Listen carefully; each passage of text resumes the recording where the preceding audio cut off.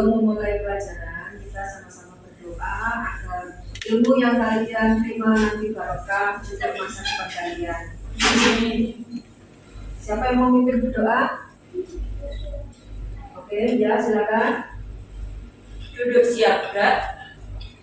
Berdoa mulai. Hari ini masuk semua ya? Yes. Ada yang nggak masuk? Ada. Ya. Ini sebetulnya dari 30 ada berapa anak yang nggak masuk? 5? Ada yang izin tadi sakit ya? Yola sama yang itu aku sama Firman ya? Amin ya, amin ya. Jadi kurang lebih dari 35 anak ya? 5 anak yang izin dan sakit ya? Oke. Sebelum kita mulai, mungkin kalian sudah mengenal untuk macam-macam kampus, sudah pernah mendengar kampus? Sudah. Apakah kampus itu? Siapa yang bisa? Oke, ayo. Bagian bahan yang tersisa di luar batas garis jahitan. Ya. Yang lain paham maksudnya? Dari temanmu? What your name? Juwita. Jadi kampus itu kelebihan zahitan untuk menyelesaikan suatu zahitan. Jadi itu sisa. Jadi kalau kampus pada kain apa ya, kain tebal, kain sedang, kain tipis itu beda-beda cara penanganan kampus tersebut. Ya, kampus itu memang wajib dan harus ada pada setiap baju. Sekarang yang selanjutnya kampus buka. Ya,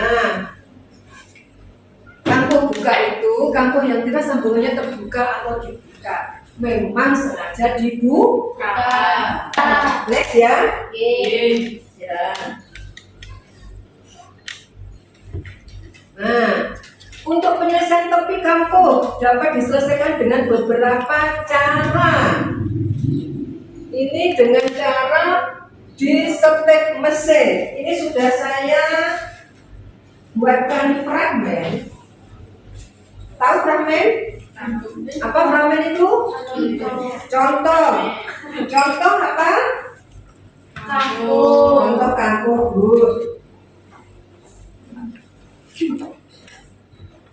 Yang dijahit mesin. Nah, ini contohnya. Kamu buka ya.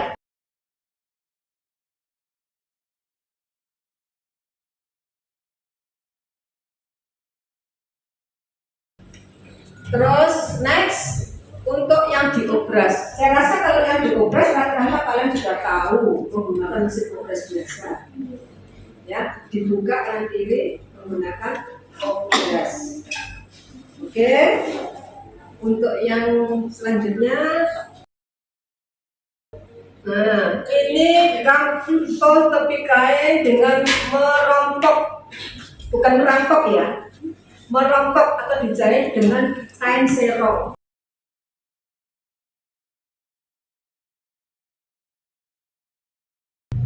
Kita lanjutkan lagi. Nah, ini tadi contoh-contoh gambar busana yang menggunakan kampus buka. Ini ada rok menggunakan kampus buka. Blus juga menggunakan kampus buka juga. Ini tadi kita sudah membahas kampus buka. Sekarang kita membahas kampus tutup. Kampus tutup. Nah, namanya kampus tutup ya pasti ditutup. Kampus tutup itu yang tiras sambungannya ada dua sisinya ditutup dan dijadikan satu. Jadi hasil jadinya kampus tutup itu 1 sampai 1,5 cm. Beda dengan tadi, kalau kampus buka itu 2 cm kurang lebih. 2 cm itu sudah jadi ya. Sudah jadi itu artinya sudah, kalau diobras itu sudah 2 cm itu sudah obrasan. Ya, kampus tutup yang diobras. Nah, ini kampung tutup yang dikebas. Ya, hampir sama dengan kamu buka ya. Tapi kalau kamu buka itu sendiri dua bagian. Kalau yang ini cuma satu aja. Ya, dari busana rumah. Busana rumah apa kira-kira? Daster. Waduh, juga apa lagi? Kaos, baby doll, piyama, good. Itu menggunakan kamu tutup. Kenapa kira-kira kok menggunakan kamu tutup? Apa kira-kira? Saya yang menggunakan kampung tutup ini pakai rumah, terus anak-anak juga. Karena dia kampung tutup itu lebih kuat. Terus menjahit sisi kemeja. Kampung tutup yang dirompok. Kampung tutup penyelesaiannya dengan cara rompok atau dijahit menggunakan bisban yang tadi, ya. Kalau tadi itu dibuka, tapi sekarang ditutup. Namanya aja ditutup, jadi cuma satu saja. Tadi kan ada dua ya, kanan kiri ya. Nah, sekarang dijahit dulu, baru ditutup, diselesaikan dengan bisban. Itu biasanya menggunakan yang tipis-tipis.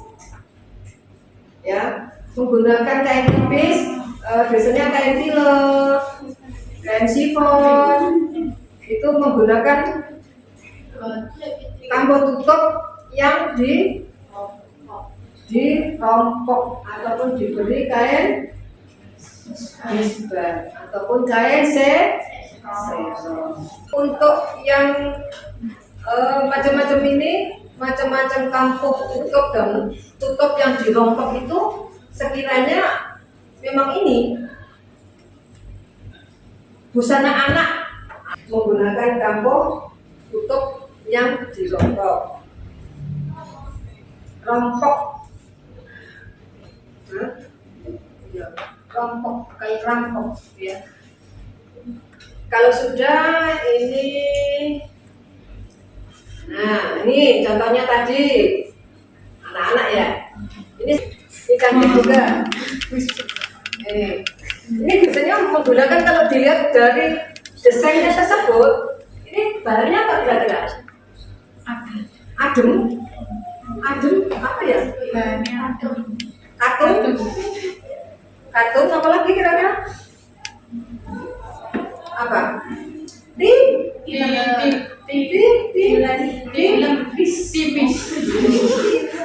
Film itu tidur. Film, kamu mau film? Iya. Makanya itu bahasa itu banyak sekali film. Nah, memang kalau untuk busana pesta itu biasanya menggunakan bahan yang tipis, terang, dan jatuh. Jatuh tuh bukannya jatuh pasti ke bawah ya. Jatuh apa? Bukan jatuh bangun ya. Jatuh cinta, jangan kancamu. Ini tanda itu. Facebooknya akeh. Yo, jatuh. Jadi bahan tersebut jatuh. Contohnya apa kira-kira tadi? Jadi udah nyampaikan apa? Gaun deh. Maksudnya gaun. Bahannya apa kainnya maksudnya? Katun jatuh enggak? Jatuh? Satin. Brokat itu ada yang jatuh, ada yang tidak. Chiffon atau sejenis kerudungnya begitu. Waktu enggak? Enggak, kalau ini sebenarnya jilbabnya begitu itu bisa untuk gaun, bisa. Karena bahan tersebut seperti chiffon tapi jatuh memang. Ya. Coba kamu mungkin kamu punya gaun atau orang tuamu, ibumu yang punya gaun itu kan rata kan tipis ya. Tapi kalau tipis itu ya nggak tipis aja, pasti ada fungsi Apa itu kuring? Apa itu kuring? Apa kuring? Kuring itu daleman ataupun rangkepan. Rangkepan. Panggimu gak dirangkepi toh. Jadi ada kain untuk bagian dalam. Biasanya menggunakan kain hero ataupun kain yang sekiranya untuk kuring, asahi ataupun peles. Tapi peles itu panas gitu. Sumuk, panas itu sumuk. Ya. Nanti dalamnya dikasih kipas angin seperti Doraemon gitu ya. Ya, jadi itu biasanya untuk busana pesta itu menggunakan kain yang tipis. Kenapa kira-kira kok dipilih kain yang tipis, kok nggak seperti seragammu itu busana pesta? Tidak panas. Oh, tidak panas. Apalagi kira-kira Tidak berat. tidak berat. Supaya betah. Betah apa? Betah isi. Pemakainya. Oh, betah memakainya. Banyak bagus bener. Apa? Tidak ribet. Wah, kayak loh sebetulnya. Apalagi yang paling inti itu apa? Cantik yang pakai. Tadi bajunya yang pakai. Bajunya. Ada yang lebih elegan lagi. Apa? Mewah. Mewah. Busana pesta itu biasanya dipilih bahan yang lebih bagus dan lebih desainnya juga bagus agar kelihatan lebih mewah. Bukan mepet siapa ya. Jadi mewah itu kesannya glamor. Tahu glamor? Mungkin dari ini kan masih polos ya. Mungkin ditambahin aksen ataupun payet ataupun bordir ataupun apa nanti bertambah mewah. Baju tersebut harus mewah. Ya, jadi itu tadi macam-macam busana pesta yang sekiranya cocok untuk kain tersebut. Paham di sini? Paham.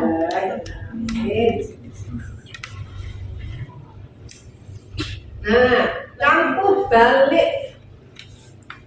Namanya saja kampuh balik. Apa sekiranya kampuh balik? Kampuh yang dibalik. Jadi memang semua itu ada tekniknya ya. Jadi kampuh balik itu adalah kampuh yang dijahit dengan cara membalikkan tiras sehingga tiras tersebut tidak terlihat. Tadi kan sudah saya sampaikan, tiras tadi apa tiras? Tiras, bukan teras, tiras. Kain apa? Ya, yang brodol-brodol itu. Sisa dari guntingan. Sisa guntingan itu rata-rata kan bertiras ya, ataupun akan jerawat. Oh, Jawa kan ngomong jembris, jerawat, brodol. Itu tidak terlihat. Fungsi digunakan untuk menjahit kebaya dengan bahan yang tembus terang. Pernah pakai kebaya? Boten jadi. Kapan pakai kebaya? Kapan menikah? Sudah di SMP. SD juga?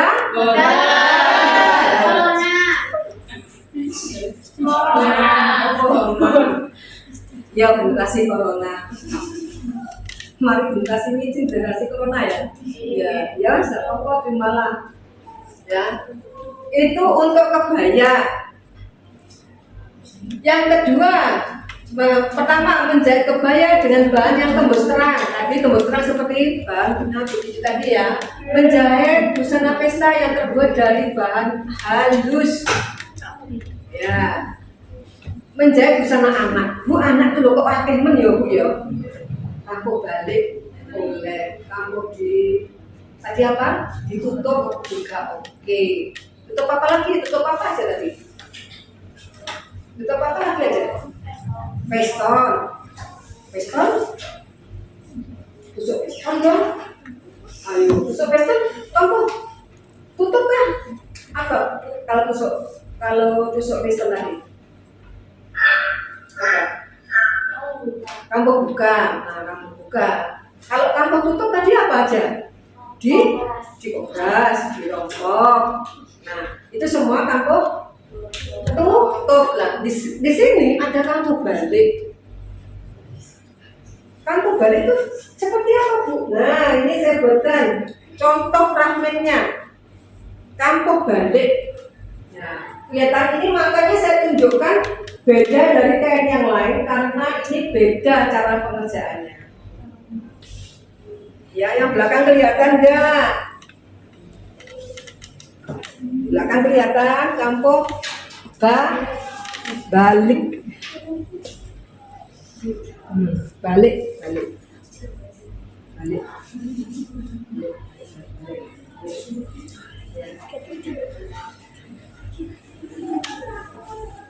Kampung balik ini sebetulnya caranya gampang deh. Apa caranya gimana cara kampung balik ini? Dimulai dari bagian balik dulu. Baik ini. Ini kan ada baik dan duduk ya. Yang baik dulu. Baik ketemu baik. Baik ketemu baik. Dijahit kecil, lebih setengah senti. Baik ketemu baik ya sudah ya. Setelah itu baru dijahit lagi. Nah, seperti ini jadi 2 kali. Baik ketemu baik, dijahit dari luar, terus marimono dijahit ke dalam. Inilah namanya kampung balik. Gampang ya? Alhamdulillah. Jadi memang sengaja kalau saya kasih kain yang polos, kamu nanti bingung alias apa? Bingung alias ruwet, lali, lupa, ya itu. Jadi memang sengaja saya tunjukkan mana yang kain luar dan kain yang dalam. Oke, kampung balik sudah. Sekarang contohnya. Nah, ini contohnya. Contoh dari kampung balik tersebut. Menggunakan kampung balik maksudnya. Tetap aja ini. Kebaya kan? Kebaya bisa digunakan kampung balik. Sekarang saya tanya ya, kenapa kok kebaya itu tidak diobras saja? Kenapa kok dibalik? Kenapa? Apa kira-kira? Karena kayaknya apa? Tipis kelihatan. Dari luar kelihatan. Kalau tidak menggunakan fureng loh ya, itu kan kelihatan banget ya ini suka ini. Yang kebaya ini. Nah, kebaya ini makanya dia menggunakan kampung balik akan dari dalam rapi, dari luar tidak kelihatan. Seandainya kalau diobras pasti kelihatan obrasnya. Bu, Pak menggunakan obras yang sewarna dengan kainnya, Bu. Ya nggak apa-apa sih, cuma lebih bagus dan lebih efisien di kampung balik. Bu, kalau saya nanti menggunakan kebaya ini nggak muat lagi, Bu, gimana? Nah, itu ya jilid biru. Apa kira-kira? Jilid biru. Nah, good job. Apa? Lempar ganti Lempar ganti yang baru. Maksudnya yang kebaya orang mah dibuat, beli yang baru. Oh sayang, 1000 sayang. Ya kalau saya 1000 sayang, kita harus sama-sama berjihad. Ya, karena khawatir mau ditembel ini. Ya, itulah. Jadi mungkin lem biru itu lebih efisien. Ya. Nah, terus ini apa? Tadi apa tadi? Yang tengah? Apa? Ayo. Terus apa? Ini yang tengah? Gamis, gaun. Ya kan? Itu kan kolaborasi antara bahan satin sama apa? Yang atas ini apa? Atas ini brokat. Nah, ini bisa menggunakan kayak kampung balik karena brokat tadi tipis. Ya, terus ini pakaian anak. Pakaian anak juga menggunakan kampung balik lebih rapi, lebih nyaman, lebih Job. Ya. Paham ya? Ya, next. Nah, ini kampuh pipih. Pernah dengar? Barusan, ya. Apa kampuh pipih? Ini sudah. Kampuh pipih apa? Kampuh pipih? Ya, benar pipih tuh. Ya. Kampuh pipih merupakan jenis kampuh pakaian yang mempunyai bekas jahitan pada suatu sisi sebanyak 2 setikan dan sisi sebelahnya 1 setikan. Nah, ini contohnya. Yang 1 2 sisi 2 jahitan, ya. Kelihatan? 2 jahitan. Ya, 2 jahitan ya. Baliknya 1. Baliknya 1. Nih. Ini yang 1, ini yang 2. Ya. Ini 2 jahitan, ini 1. Kok bisa, Bu? Ya bisa. Bukan sulap, bukan sihir ya. Ya.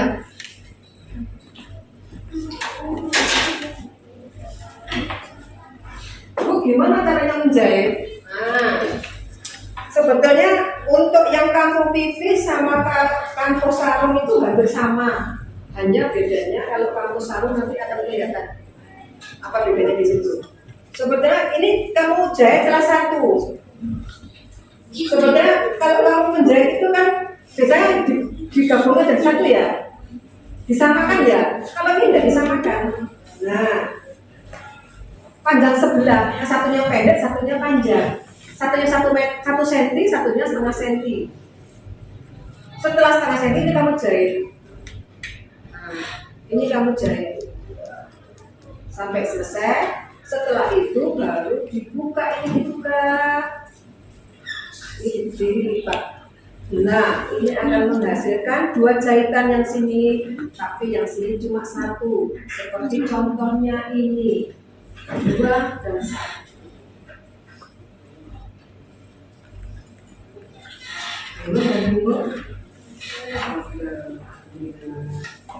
Ya. Terus kampuh pipih itu untuk apa, Bu? Ah, menjahit kemeja. Kemeja, coba kamu lihat. Kemeja jadi khususnya. Kemeja jadi itu biasanya menggunakan kampuh pipih. Celana jeans. Rata-rata semua punya celana jeans ya. Nah, itu kampuhnya kampuh pipih. Jaket.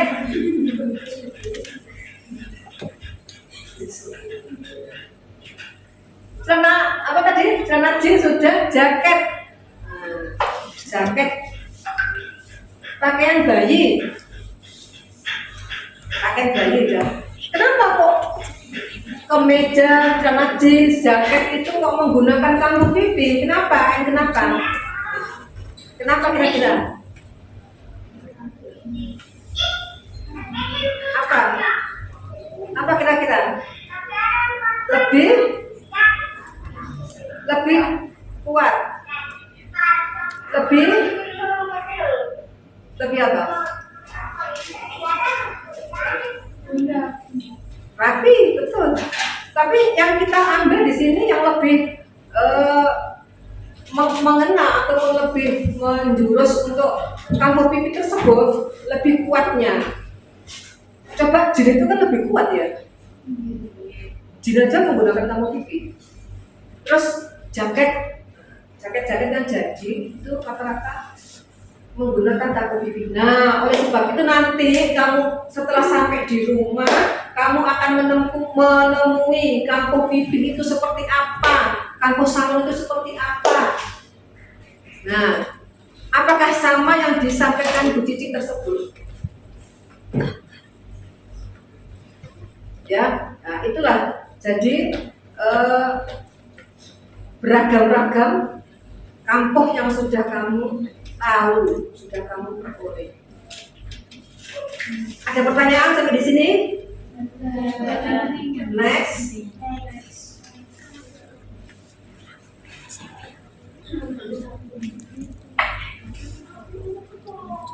Ini contohnya. Nah, maco ya. Kasihan cuma separuh badan, sekepala. Nah ini jinnya. Ini yang kurang apa kira-kira? Contohnya apa kira-kira? Apa kurang contohnya apa? Kalau ini dilihat dari sini apa? Jaket taruh apa? Baju, pakai baju. Ya, jin kan ini. Ya, ini juga bisa menggunakan kampung pipih juga. Kemeja ada. Nah, yang kurang tadi kampung. Yang kurang tadi apa? Jaket, contoh jaketnya aja. Ya. Itu menggunakan kampung pipih. Jadi mengerti ya? Terus yang selanjutnya, nah ini kampung sarung. Ini kayaknya akhir dari cerita kampung. Ya, kampung sarung sesuai dengan namanya aja sudah kampung sarung. Kampung ini digunakan untuk menjahit sarung bagian baik dan bagian siru bersama dua setingkat.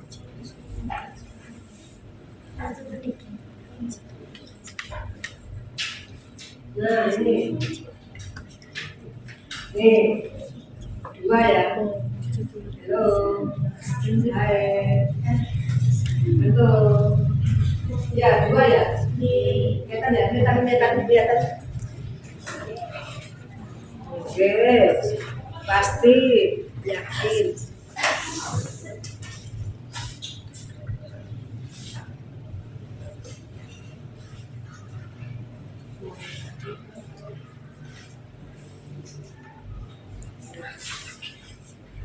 Oke, itu macam-macam kampung yang ada pada busana tersebut. Nah ya, untuk fungsinya menjahit sarung bisa juga untuk menjahit sisi kemeja.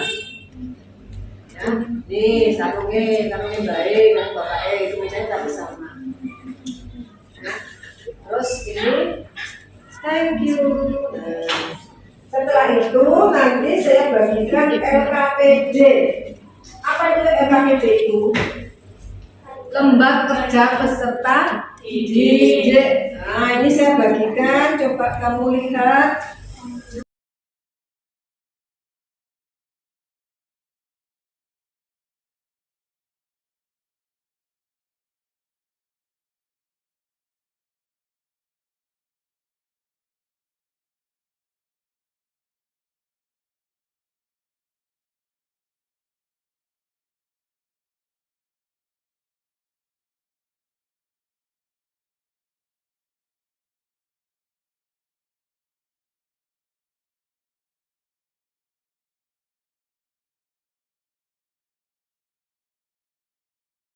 Ya.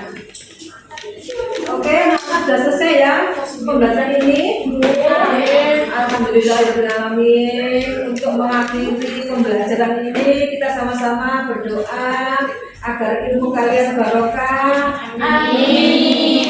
Agar kalian pulang sampai di rumah dengan selamat. Amin. Oke, silakan yang akan memulai ataupun yang ingin doa silakan.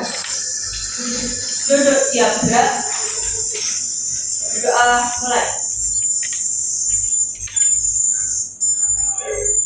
Doa selesai. Duduk istirahat gerak. Oke, terima kasih. Kalian sudah mengikuti materi teknologi menjahit. Semoga bermanfaat dan membawa berkah. Assalamualaikum warahmatullahi wabarakatuh.